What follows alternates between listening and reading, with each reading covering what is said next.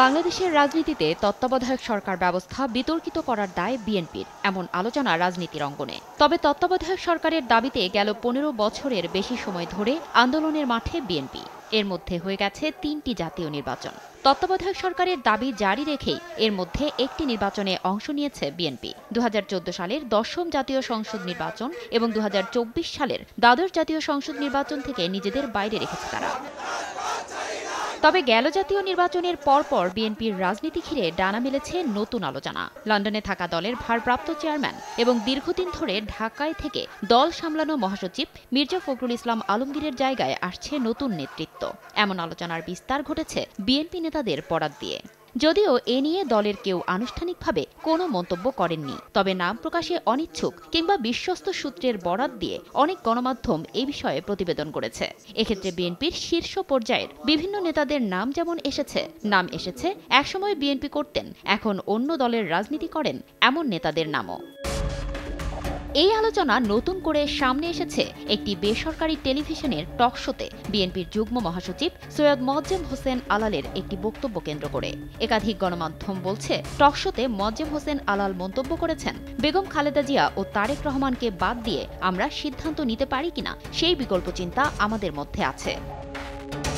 তিনি আরও বলেন, প্রয়োজনে খালেদা জিয়া ও তারেক রহমানের পক্ষ থেকে একটি কমিটি বা বডি বাছাই করা হবে, যারা তাৎক্ষণিক সিদ্ধান্ত দেবে। বিষয়টিকে আরও পরিষ্কার করে তুলে ধরার জন্য আলাল বলেন, এরকম কমিটি বা বডির চিন্তাভাবনা আছে। হয়তো ওই দুইজনের, খালেদা জিয়া ও তারেক রহমানের পক্ষ থেকেই বলা হতে পারে, চূড়ান্ত পর্যায়ে গেলে অপশন এ, বি, সি থাকবে।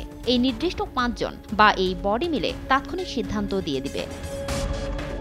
সৈয়দ মোয়াজ্জেম হোসেন আলালের বক্তব্য নিয়ে গণমাধ্যমগুলোতে প্রতিবেদন প্রকাশের পর নিজের ভেরিফাইড ফেসবুক পেজে ভিডিও বার্তা প্রকাশ করেন তিনি। দাবি করেন, আগে পেছনের অনেক কথা কেটে দিয়ে একটি বক্তব্য প্রকাশ করা হয়েছে। আগে এবং পেছনে অংশ বাদ দিয়ে মাঝখান থেকে পছন্দ করে একটি লাইন, ভয়ঙ্কর একটি লাইন, যেটা আমার জন্যে, দলের জন্যে এবং বাংলাদেশের সকল মানুষের অনুভূতিকে আহত করার জন্যে প্রচার করা হচ্ছে।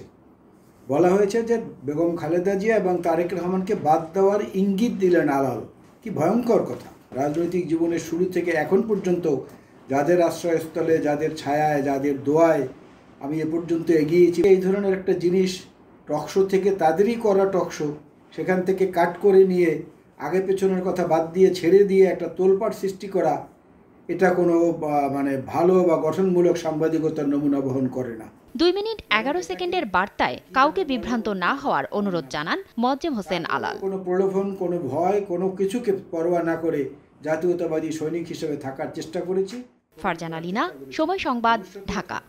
এবং এই ধরনের চ্যানেলে ভবিষ্যতে আবার যাব কিনা সেটা নিয়ে আমাকে নতুন করে ভাবতে হবে। আপনাদের সবাইকে ধন্যবাদ। আসসালামু আলাইকুম। বাংলাদেশ জিন্দাবাদ।